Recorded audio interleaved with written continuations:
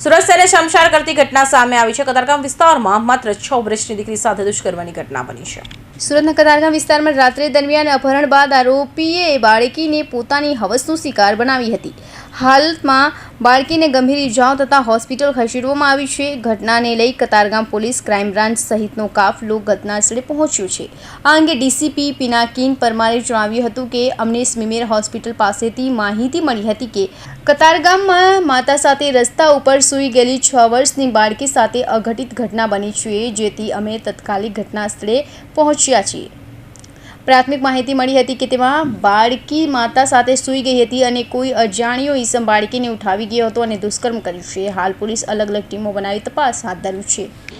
Police પાસે આજે સવારે સ્મીમેર હોસ્પિટલથી એક વર્દી મળી છે। બહુ ગંભીર પ્રકારની બનાવ બનેલ છે એવું જણાવવામાં આવે છે, જેની અંદર એક 6 વર્ષની દીકરી છે જે રાત્રે એની મમ્મી પાસે આ જગ્યા જે છે એની પર સૂઈ ગયેલી હતી।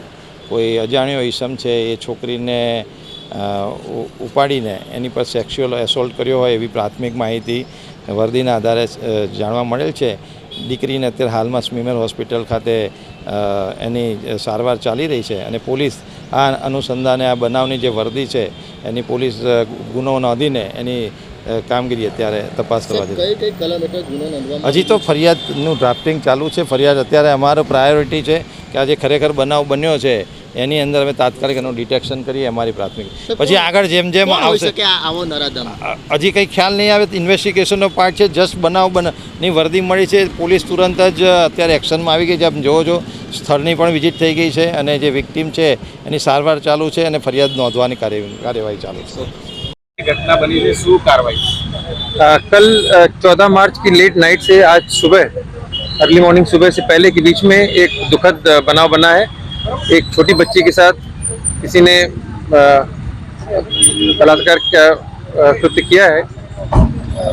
पुलिस की सारी टीमें, क्राइम ब्रांच की टीमें, लोकल पुलिस की सभी टीमें लगी हुई हैं कि ये आरोपी जल्द से जल्द पकड़ा जाए।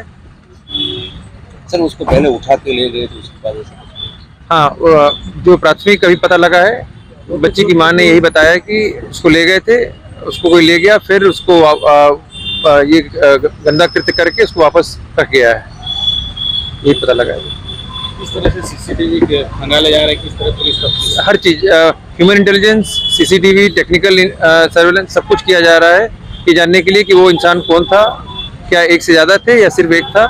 और हमें पूरी उम्मीद है कि हम जल्द से जल्द कोई नतीजे पे पहुँचेंगे।